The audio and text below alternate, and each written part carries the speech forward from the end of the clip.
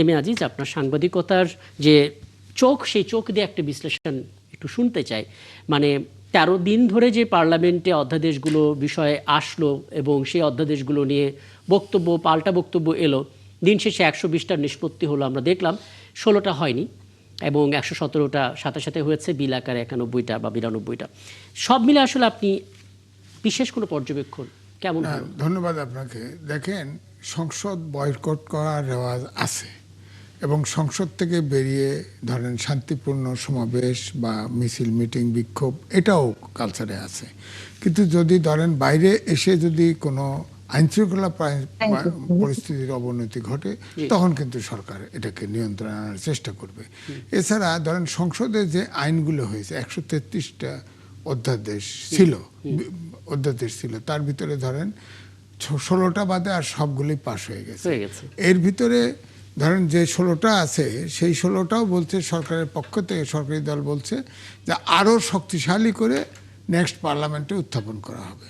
তো আমার বক্তব্য হলো, যেগুলা ধরেন উত্থাপন করা হলো না, যেহেতু একটা টানাপোড়েন তো চলছে, একটা অভ্যুত্থানে জুলাই সনদ আছে, সেখানে তো জুলাই সনদে একটা আকাঙ্ক্ষা তো আছে। জুলাই সনদে এটা ঠিক প্রেসিডেন্টের আদেশ, সংবিধান জীবিত, সেখানে আদেশ অবৈধ।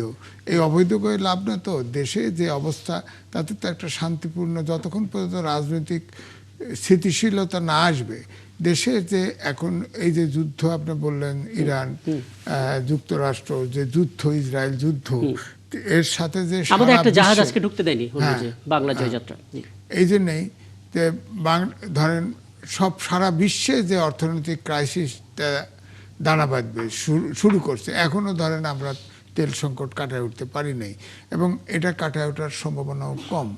যতই দেখা যায় যে 2 সপ্তাহের জন্য আপনার দেওয়া হয়েছে, কি সিজফায়ার করা হয়েছে, কিন্তু ফাইনালি কিন্তু শুক্রবার না হলে বলা হয়েছে শনিবারে বসবে।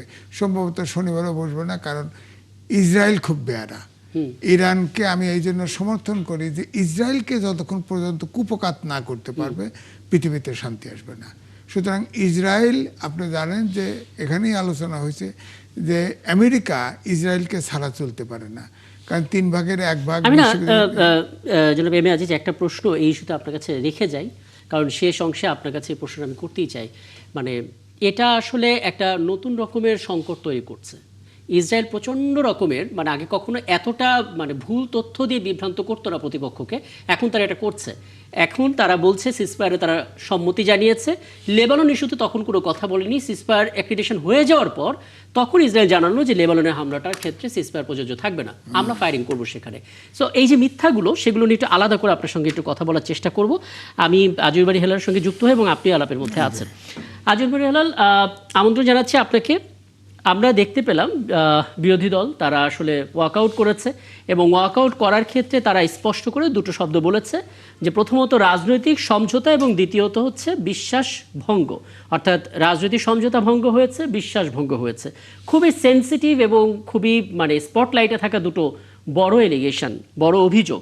সেই অভিযোগটা এনেই প্রতিবাদ জানিয়ে ওয়াকআউট করা হলো।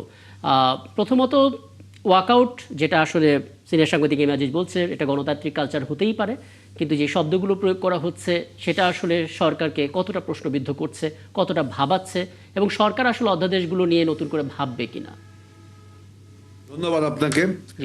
দেখুন, আপনি যে শব্দ দুটো ব্যবহার করেন, সমঝোতা এবং বিশ্বাস ভঙ্গ, সমঝোতা যে হয়েছে এটা তো সত্য, তা না হলে তো আপনার বিরোধী দলের প্রধান বলতেন না যে আমাদের সমঝোতা। বিশেষ কমিটি যেটা আছে আমাদের পার্লামেন্টে, অধ্যাদেশগুলো পুঙ্খানুপুঙ্খ বিচার করে যে অধ্যাদেশগুলো তোলা যায়, কারণ কি কোনো অধ্যাদেশ তুললে বরঞ্চ ওই আইনটা আরো দুর্বল হয়ে যায়। এই বিষয়টা আমি পরে কথা বলবো।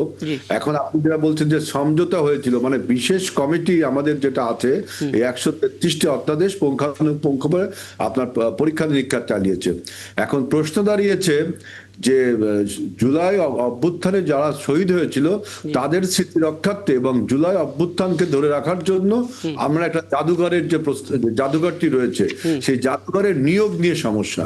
জাদুঘরের যিনি প্রধান হবেন, তিনি হবেন একজন সিভিল সোসাইটির লোক, এটা হলো অধ্যাদেশে আছে। এবং তিনি যদি নিজে স্বইচ্ছায় পদত্যাগ না করেন, অথবা তিনি যদি আল্লাহ না করে মারা যান, তা না হলে তাকে সেখান থেকে আপনার ডিসপ্লেস করা যাবে না। এটা ছিল অধ্যাদেশে। হ্যাঁ, আমরা এই বিলটা যখন তোলা হয়, এই বিলটা যখন মাননীয় সংস্কৃতি মন্ত্রী তোলেন, তখন একজন বেসরকারি সদস্য আনিসুর রহমান মাদারীপুর থেকে নির্বাচিত, তিনি সংশোধন তোলেন কিছু ধারা উপধারা নিয়ে।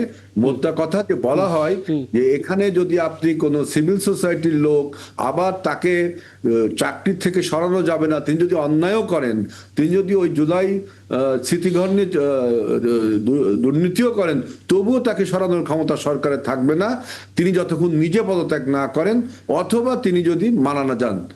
এটা হলো নিয়ম করেছে।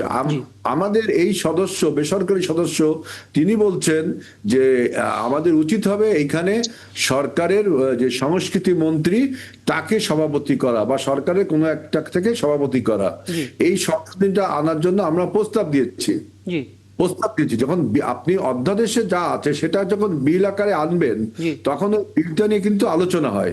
কেউ সংশোধন আনতে পারে, কেউ আলোচনায় আপনার লিঙ্গারিং করতে পারে, কিছু ইনপুট দিতে পারে, এটাই নিয়ম। তা আমাদের বেসরকারি সদস্য যখন তুললেন, তখনই সরকারি দল বললেন যে আমরা তো সমঝোতা করে এসেছি এখানে যে এই বিলটা এইভাবে হুবহু আকারে তোলা হবে, কিন্তু এর সংশোধনী আপনি আনলেন কেন?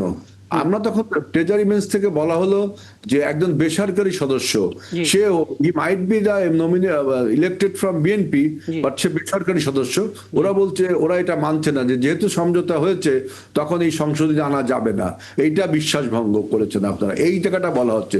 এখন আপনি বলুন যে জুলাই গণ অভ্যুত্থানের মতো একটা গুরুত্বপূর্ণ ইভেন্টসকে, সেই ইভেন্টসকে ধরে রাখার জন্য যে মিউজিয়াম হবে, সেই মিউজিয়ামের প্রধান যিনি হবেন, তাকে এতটা আপনি ক্ষমতা ইম্পাওয়ার্ড করছেন যে সে নিজে পদত্যাগ না করলে তার পদত্যাগ গ্রহণযোগ্য হবে না। এটা হয়তো আজহার ভাই হেলাল, এটা হয়তো সবাই হয়তো কনভিন্স হবে যে হ্যাঁ, এক পক্ষেই মানে আমি চাকরি থাকবো কি থাকবো না, এক পক্ষেই হয়তো সিদ্ধান্ত নিচ্ছে, সরকারের কোনো হস্তক্ষেপ থাকবে না। সরকার হয়তো তাদের মতামতের জন্য অবশ্যই সরকারের একটা ক্ষমতা এখানে থাকবে, কিন্তু সংস্কৃত মন্ত্রী বা প্রতিমন্ত্রীকে কেন পর্ষদের সভাপতি করা যৌক্তিকতাটা আসলে কি?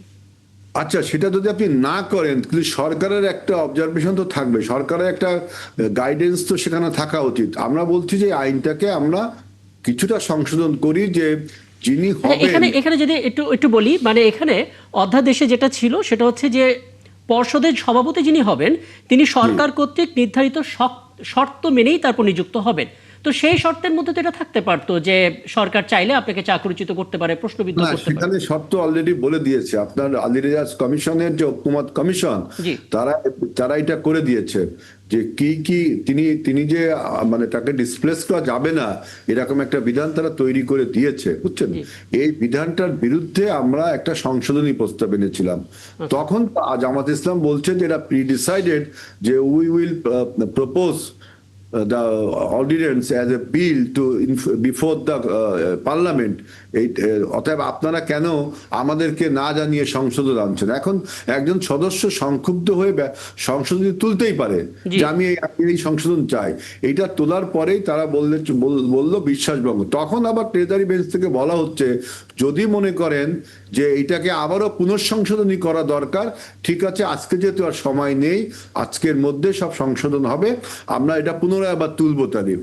তখন বিরোধী দল বলছে যে দেখেন, ওই যে আপনি বললেন যে 16টা অধ্যাদেশ তোলা হয়নি, মানে ল্যাপস হয়ে যাওয়ার কথা বলছে। আমরা তখন বলছে যে এটা যদি এখন টাইমের ফলে ল্যাপস হয়ে যায়, ওটার মধ্যে 4টে, 12টাতে ওরা একমত হয়েছে, 4টে আর কি, গুম কমিশন, ওই মানবাধিকার কমিশন, বিচারালয় ওইটা, আর দুর্নীতি, 4টা।